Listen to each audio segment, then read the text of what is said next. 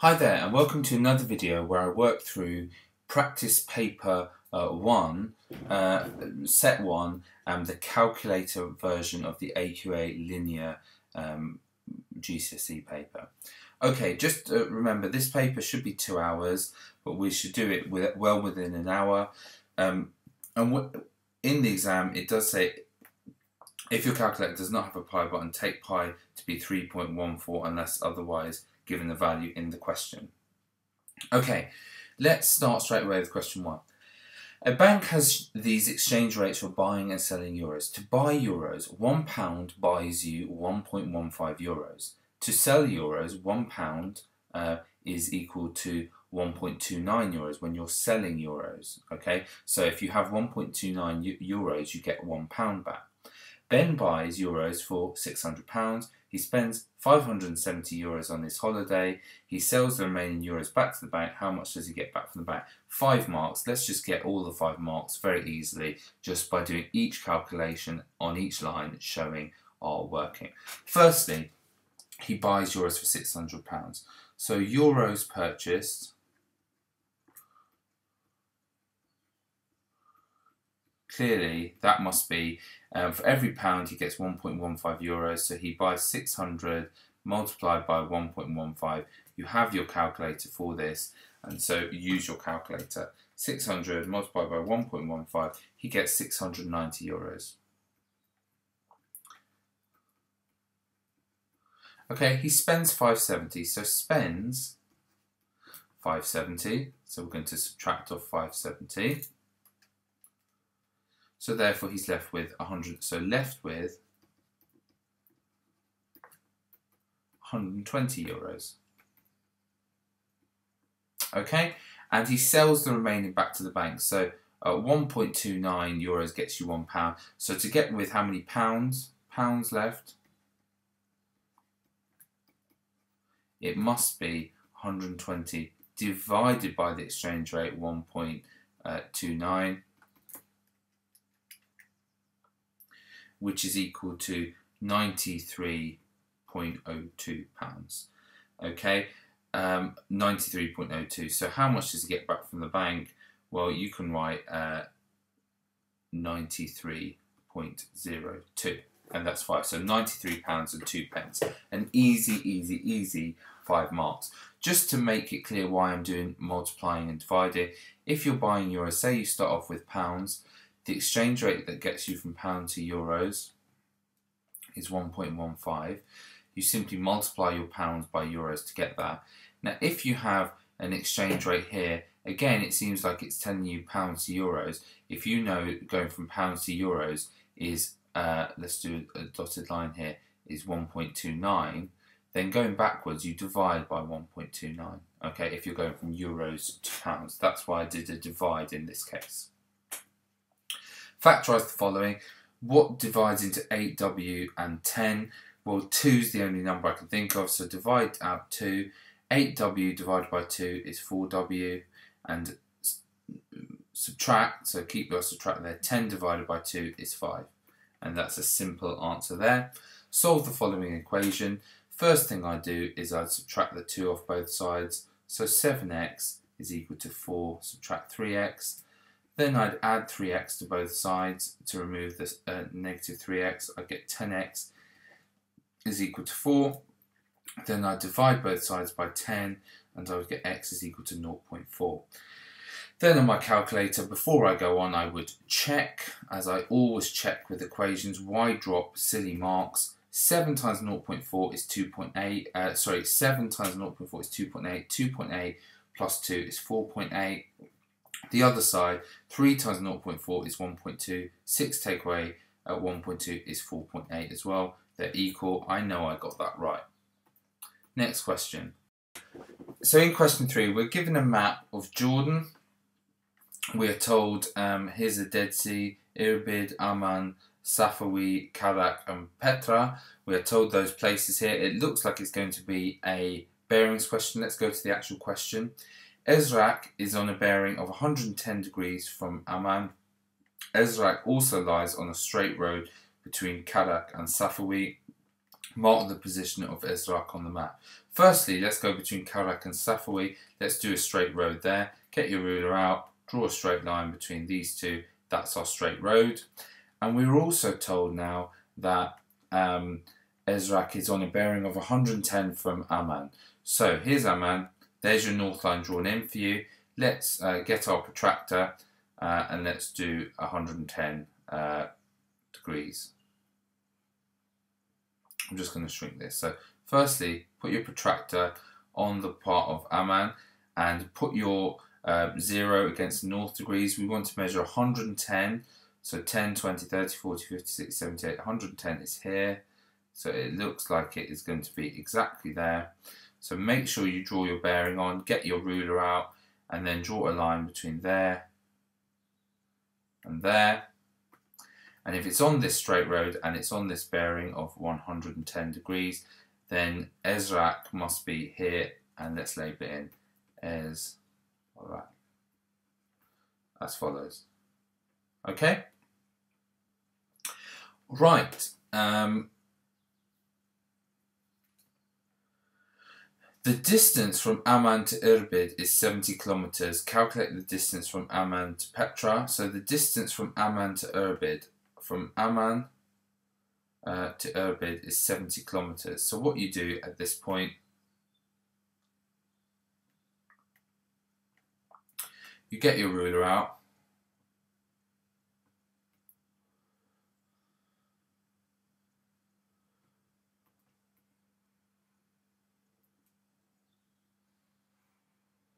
And the distance between these two is 1.6.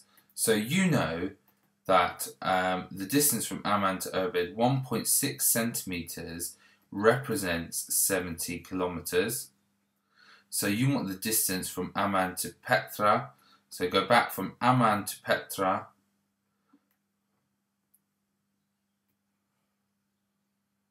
Would be this distance here.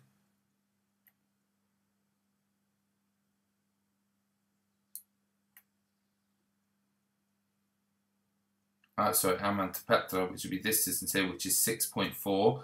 So you want to work out how much 6.4 centimeters is worth. Okay, well, easy way to do this, work out what 1 centimeter is worth from this. 1 centimeter must be 70 divided by 1.6. So 70 divided by 1.6 is 43.75 kilometers. So therefore 6.4 must be 43.75 multiplied by 6.4 would be 280. So 280 kilometers is your answer for that. So this is a simple ratio question. That distance is 70 kilometers. Measure it and you get yourself 1.6. Therefore work out 1 centimeter and use that to work out what 6.4 centimeters is worth. Now, a shop selling washing powder in 3 different sizes. Amanda wants to buy 6 kilograms of washing powder in the cheapest possible way. What should she buy? Show your working. Well, I think the easiest thing to do here is all of these numbers go into 6 kilograms, for example. It would be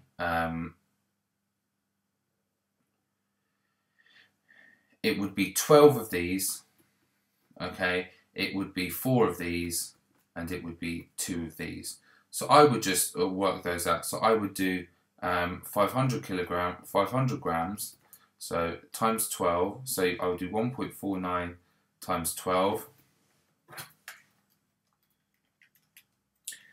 And I would get for that £17.88. For the 1.5 kilograms, I would do 4 multiplied by 4.45. Which is 17.80, and for the 3 kilograms I would do 8.99 multiplied by 2,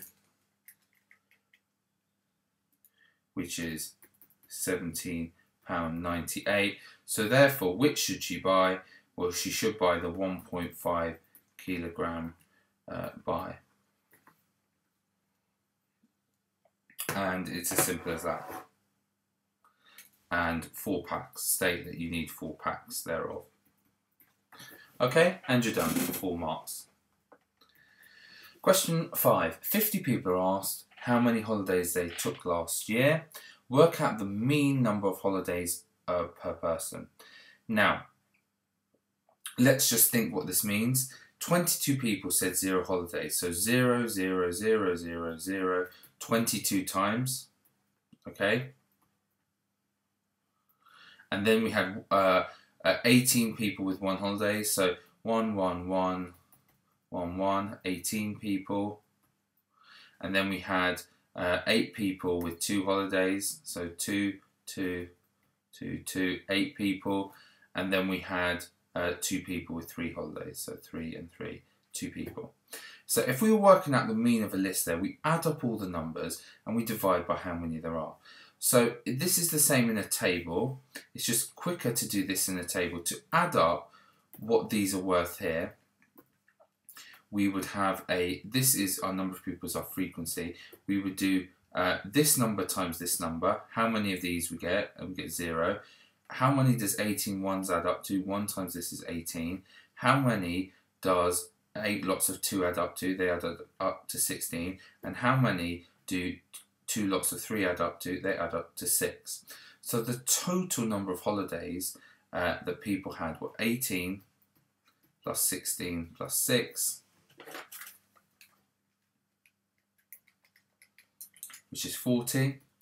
How many people are asked? Well, 22 plus 18 plus 8 plus 2. And we know that was 50 because we're told in the question that there's 50. So therefore the mean number of holidays is 40 divided by the total number of people, which is equal to 0.8. So therefore 0.8 is the mean number of holidays. Does that make sense? Look at the table. The 22 people had no holiday, 18 people had 1, 8 people had 2, and 2 people had 3. We'll say 0.8, which is in between these two, is the mean. That looks reasonable based on this data. So always have a sense check at the end. Question 6. In 2009, Jeff ran the London Marathon for charity and raised £825. In 2010, he raised 18% more than the total he raised in 2009. His target was to raise £1,000. Did he achieve his target? So, to work out an 18% increase, you can use percentage multipliers. It's simply the 825 he got in the previous year multiplied by 1.18. That works out a percentage increase nice and easily for you. So 825 times 1.18, and that's equal to 973.5. So 973.50. Okay, so did he achieve his target? So no. Make sure you write that in pounds. Did he achieve his target? No, he was how much short?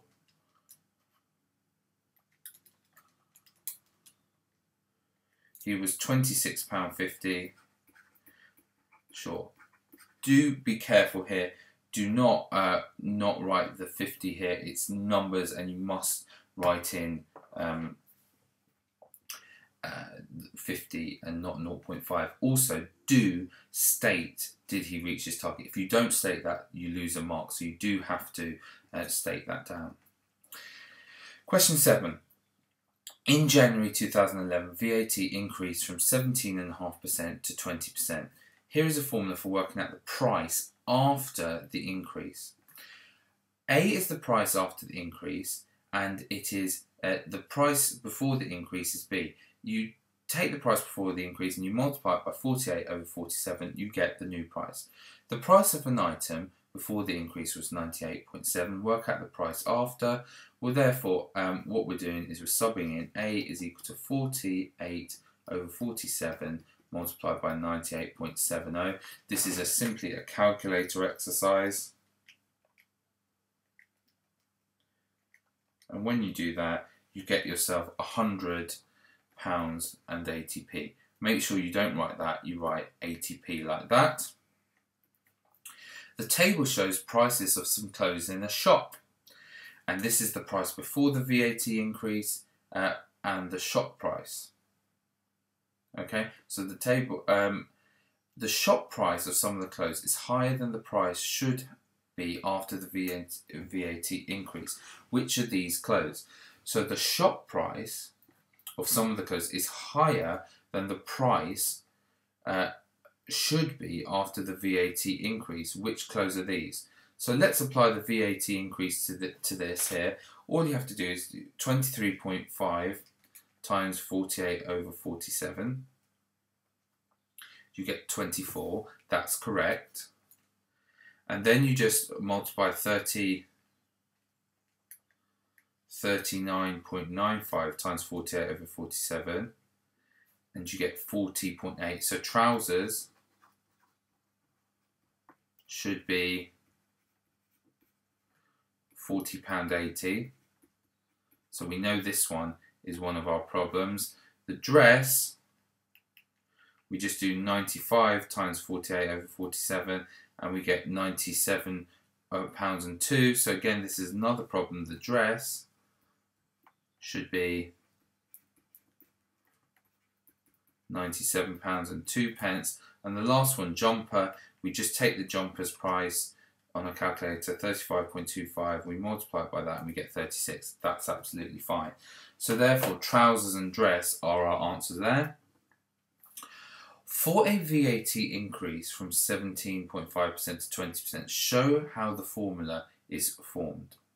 Okay, so show how that formula is therefore formed.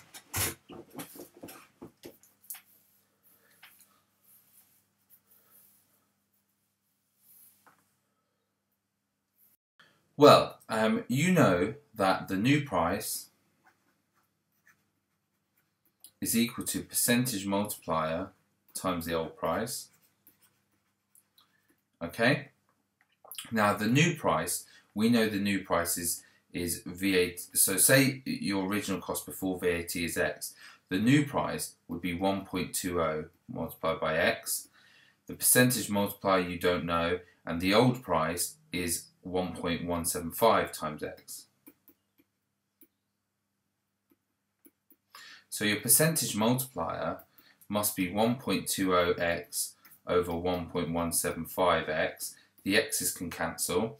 And now this is just a fraction. We've got to work out this fraction. So your percentage multiplier, let's change it to a fraction. Let's times by 1,000. It would be 1,200 over 1,175. And simplifying this fraction, this percentage multiplier down, if you type in your calculator 1,200 over 1,175, you indeed get 48 over 47, which is your percentage multiplier or your fraction that you multiply between. So there you go, that's how you would work it out. Question 8. The table shows marks for 10 students in an art and French exam. Show this on the suitable grid below. So you've got your art across here and your French here. So let's do it one by one. Art 32 against 84. 32, each one's 2 units against 84. There. And tick that one off as you do it. 41 against 75.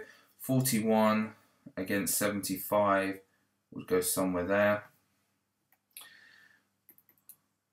62 against 30, so 62 against 30 would go there. 84 against 60. 84 against 60 would go somewhere here. 90 against 20, so 90 against 20 there. 20 against 60, 20 against 60 there.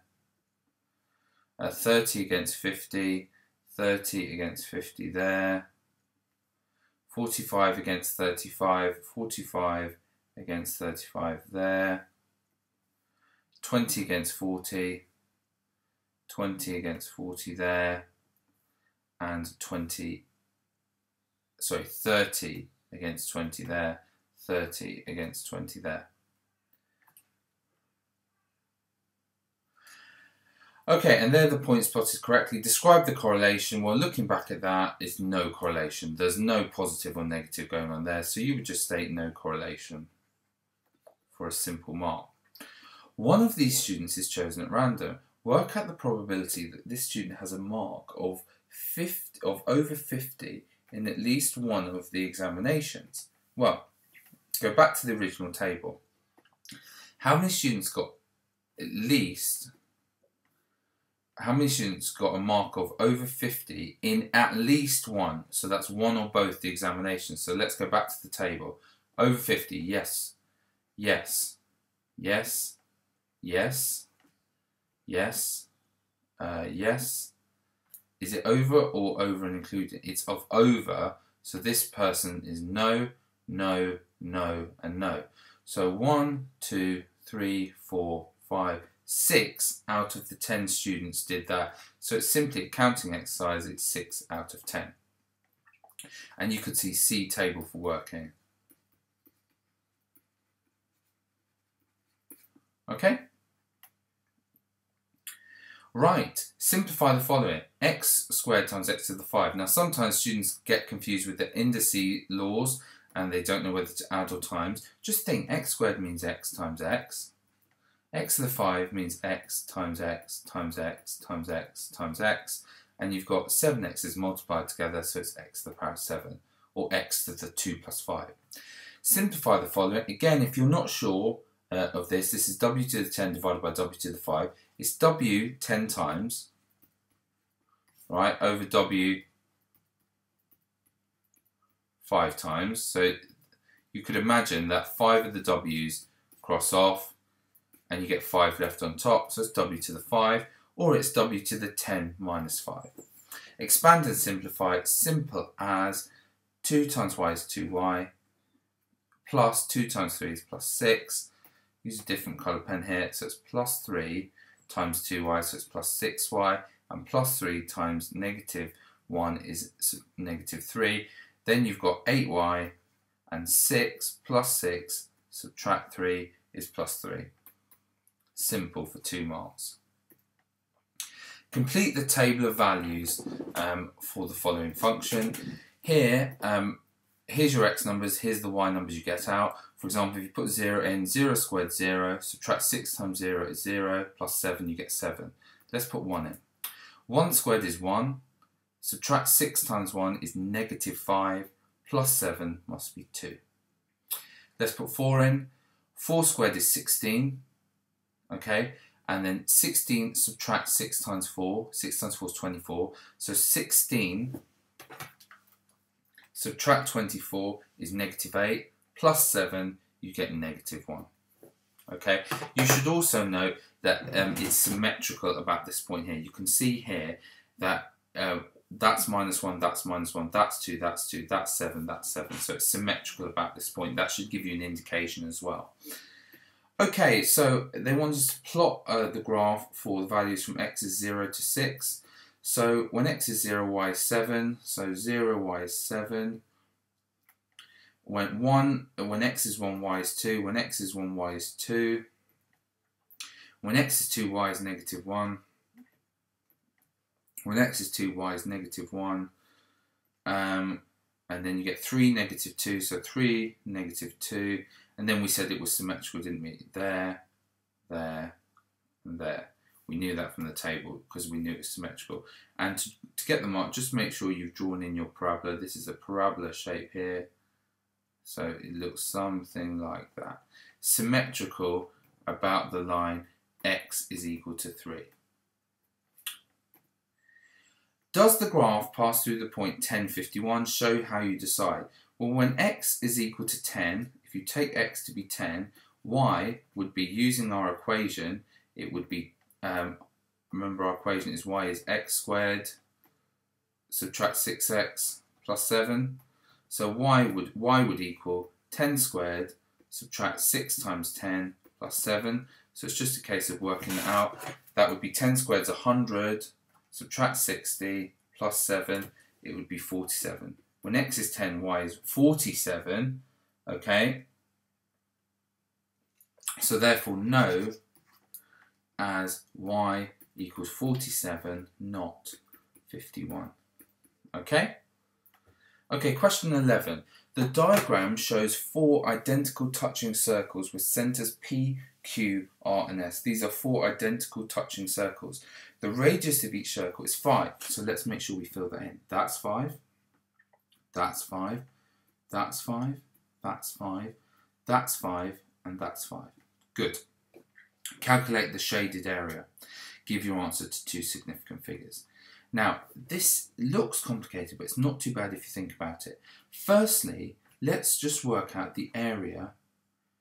I think it would be fair to say, actually a separate working, that this area here, this area that we're trying to work out, is equal to the whole square subtract 4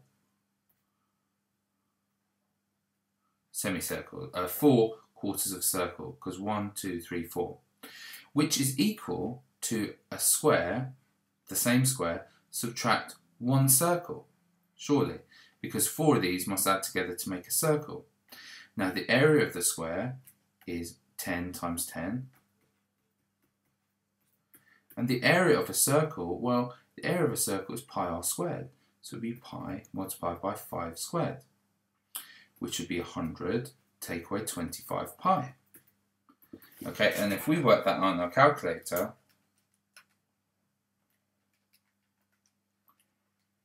we would get ourselves 21.46, and give your answer to two significant figures. The answer is therefore 21 centimetres squared. There's my working there.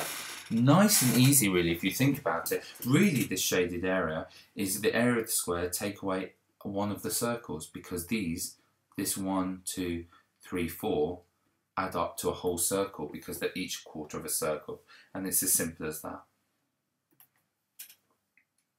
Next question, triangle A is shown on the grid. Translate, that means move the shape, by vector 3, -2, that means 3 across, 2 down. Pick any corner you want of the 3 corners and go 3 across, 1, 2, 3, 2 down, 1, 2. That means that point has now gone there. This point here, it must be 3 directly under it, and this point here must be here. So simply make sure you then draw in your triangle. This now is your translated shape, and it is the easiest 2 marks on the paper. Next question. Solve this equation where x is positive. Divide both sides by 6. You have a calculator here, so x squared must be 1734 divided by 6, which is 289. And then take the cube root of 289.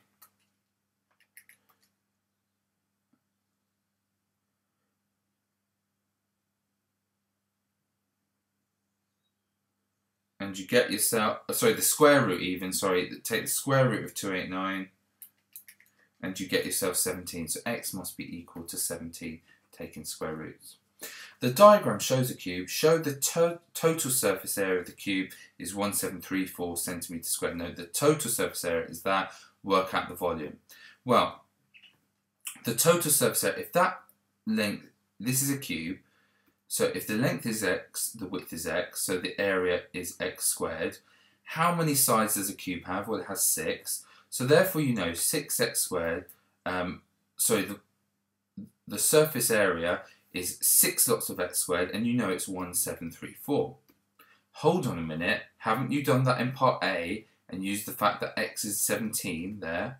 So now you want the volume of the cube. Now the volume is the surface area of the front, x squared, times the depth back, which is x. So it's really x cubed, isn't it, for a cube? So it's 17 times 17 times 17, which is 4913 centimetres cubed, and you're done.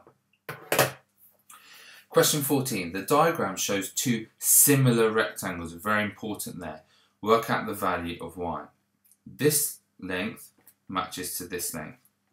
So the scale factor must be 10 divided by 8, and 10 divided by 8 is 1.25. Therefore, what is y? Well, y must equal this number divided by 1.25, so 4 divided by 1.25, which is 3.2. And the unit is centimetres. Easy for 3 marks. Next question, question 15. The diagram shows a tank full of water, a tank containing water. 1/3 is full. The tank measures 25 by 10 by 45. Now the tank is filled at a rate of 250 centimeters cubed per minute. How long will it take to fill the rest of the tank? Firstly, let's work out volume of total tank. Volume of tank. Well, it's the surface area, remember, of a prism. It's 25 times 10 times the height. So it's 25 times 10 times 45. So do that on your calculator. 25 times 10 times 45. So it's 11250 centimeters cubed. Now 1/3 is full. So therefore, how much full is 1/3? So divide that by 3, it's 3750. So how much are we left to fill? Left to fill 2/3, which must be 7,500 centimeters cubed. And we're filling at a rate of that much per minute. So therefore, how long? It must be how much we've got left to fill, 7,500, divided by how much we're filling per minute, and that gives us 30 minutes. And underline your answer, it's as simple as that. Okay, next question. Factorise the following here. Now, what divides into c plus 3 squared and 2c plus 3? Well, surely c plus 3 does, right? So c plus 3 squared divided by c plus 3 is c plus 3, and subtract 2, 2c plus 3 divided by c plus 3 is subtract 2. And you could just tidy this bracket up. That would be c plus 3 still outside. C plus 3 take away 2 is c plus 1, and it is as simple as that. Now, some students will go ahead and expand. If you expand this out, you get c squared plus 6c plus 9, subtract 2c, subtract 6, and then you get c squared plus 4c plus 3, and then you get c plus 3, c plus 1 when you factorise that. This is a much easier way, but both ways are viable. Make x the subject of the formula. X is currently stuck within a bracket, so multiply it out. 4x plus 4y is equal to 7y, subtract 5. Get all the y's to one side, subtract 4y off both sides. 4x must therefore be 3y, subtract 5. Get x by itself, divide by 4. X is therefore 3y, subtract 5, all divided by 4. Simple as that. 16c. Given that x is some number between 0 and 1, for example, let's choose x to be a half, let's say, or even let's choose it not to always be half. Let's choose x to be something like a third. Tick the correct box to show the statement. Is x squared always bigger than x? If I squared a third, I would get a ninth. Is that bigger than the original number? No, it isn't. A third is less than 9. This is not true at all. So this is never true, because any number I pick, any fraction between 0 and 1, when you square it, the answer is smaller than the number you started with. So this is never true. Is 1 over x bigger than 2? Well, in our case, when x is a third, 1 over a third flips it and it's 3, and that is bigger than 2. Okay, what about if x was, let's say, a half? 1 over a half is 2, is not bigger than 2, 2 is equal to 2. So this is only sometimes true. We can find a case where it's true, but we can also find a case where it's not true. The diagram shows a right-angled triangle here. You should be thinking Pythagoras straight away. Show that the perimeter is 84 centimeters squared. So this is 3x, and this is 4x, and this is 35. Pythagoras tells us the following.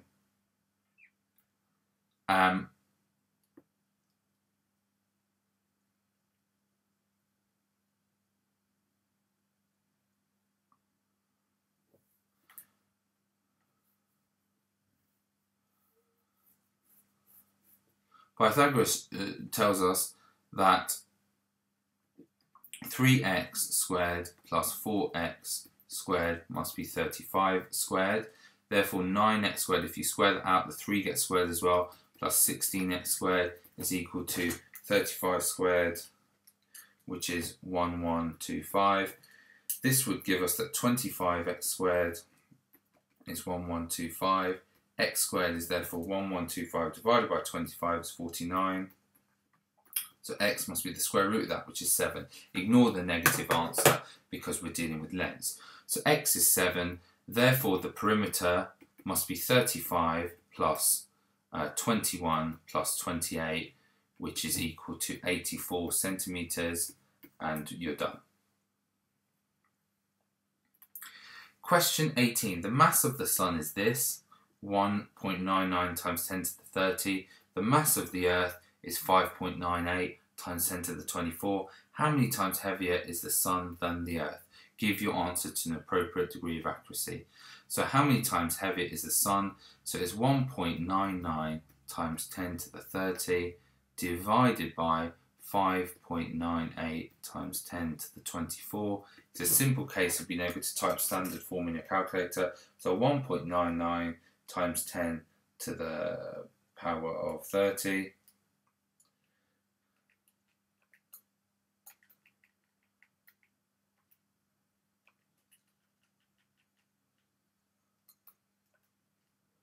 divided by 5.98 times 10 to the 24 .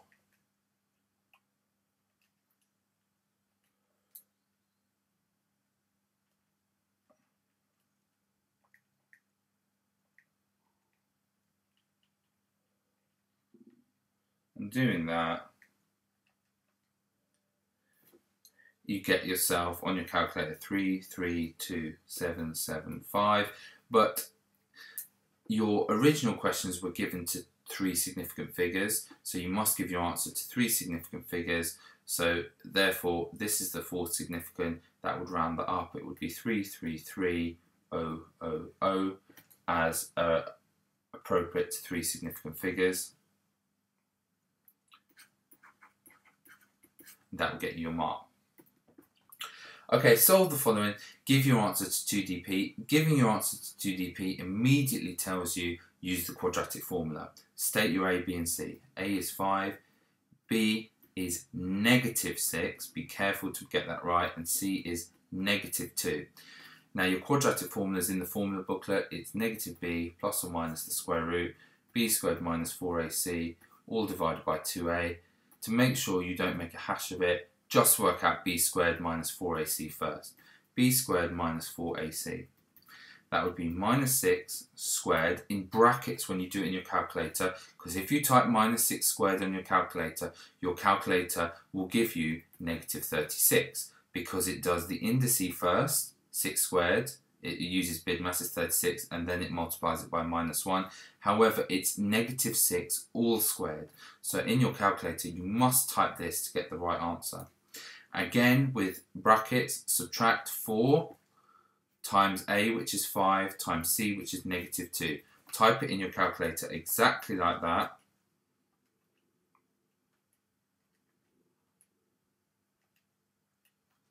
And you get 76.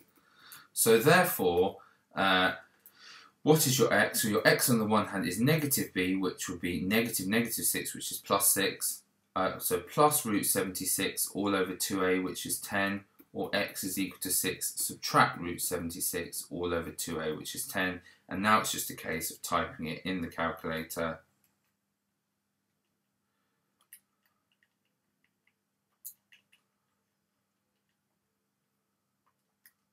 And so for your first one, you get 1.47.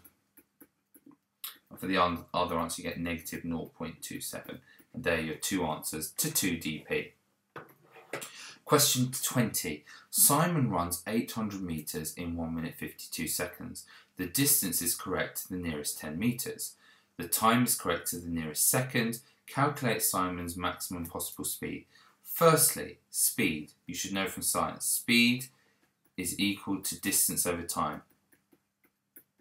Okay? Speed is equal to distance over time. So if you want speed max, okay, you would need the distance on top to be max, but you're dividing by, you want to divide by the smallest thing, you want the time to be minimum, okay, to get the maximum possible speed. Now, the distance is 800 meters. The upper bound for this, if it's measured to the nearest 10, you halve that number and you add it on. So the upper bound must be 805. And for the time, which is, it's 1 minute 52 seconds, which is 60 plus 52, which is 112 seconds. You want the lower bound. Now it's measured to the nearest second, so you halve that number and you subtract it. So the lower bound must be 111.5. Therefore, the speed max must be 805 divided by 111.5. So 805 divided by 111.5, which is equal to 7.2 meters per second. So 7.2 meters per second. State your units. It's very important here to, you know that meters per second go together, so you can't do meters per minute or something like that. Convert this to seconds before you can use it, and this question wasn't too bad. The diagram shows a trapezium ABCD. Work out the area of the trapezium. In your formula booklet, you're given the area of a trapezium is a half A plus B multiplied by H. And let's say that's A, that's B, and H is the perpendicular distance. Now, we currently don't know that, do we? So we would have to work that out. We know these two. What if we drew our perpendicular distance there? That is a right angle and is 90. So this angle here must be 32 degrees, right? So we have ourselves a triangle. We have ourselves a triangle here.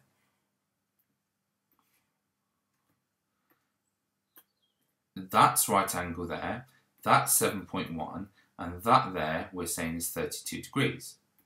We would like to know that height there, this height. Now, let's label up this triangle with reference to this angle. This here is the adjacent, this here is the hypotenuse. What do we use of SO, CA, or TOA? Well, we use CA. And we know that cos of the angle, cos 32, must be A, which in this case is our H, over 7.1. So H must be 7.1 cos 32, right? And 7.1 times cos 32, keep your calculator, make sure your calculator is in degrees mode when you do this, you get 6.02. So you get 6.02. So therefore the area of the trapezium is equal to a half, 9.6 plus 6.4 multiplied by H, which is 6.02. Tap that in your calculator.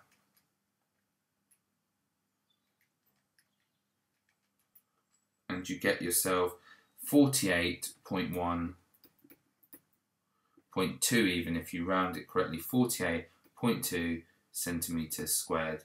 There's your answer. This here was all your working as well. That could have gone here, but just make sure you leave your working on the page.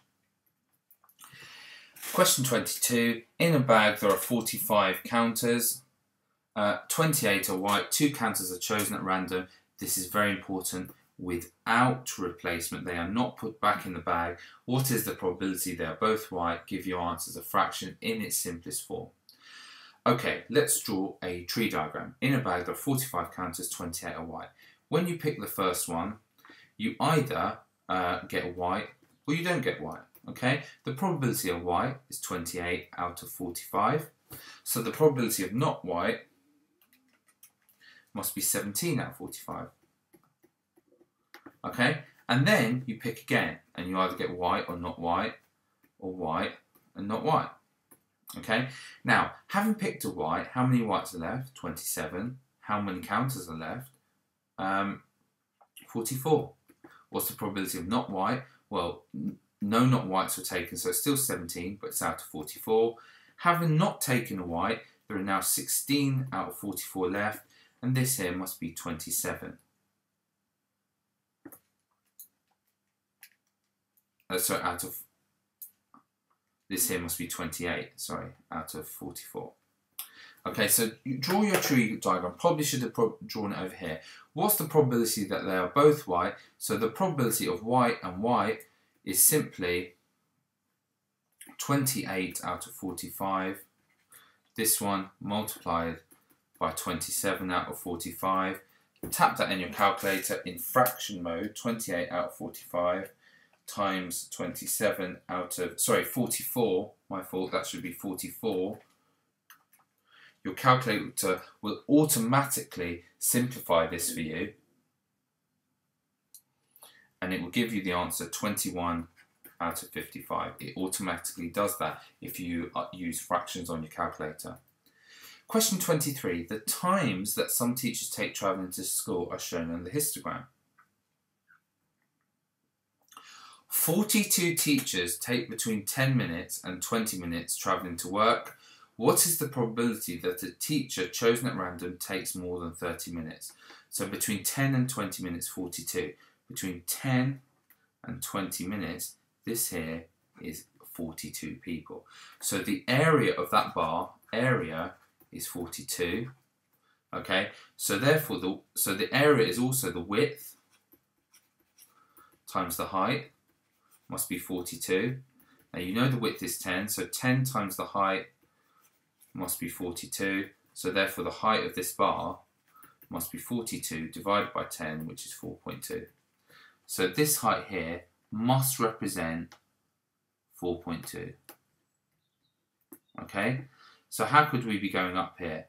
So we've got 1, 2, 3, 4, 5, 6, 7 bars. So they must be going up in 0.6, 1.2, 1.8, 2.4, 3.0, 3.6. They must be going up in 0.6s. Okay, so this working should have been shown here. This working that I'm doing here should have been shown on the previous page. It's just I'm on 2 different pages. What is the probability that a teacher chosen at random takes more than 30 minutes? Well, let's work out the value of each bar. Okay, this here must be 4.8. So it's 4.8 multiplied by 5. 4.8 multiplied by 5 is 24. This one here is 3.6 multiplied by 20. 3.6 multiplied by 20 is 72. Remember, the area of a bar is the frequency. This one here is 1.8 times 5, which is 9.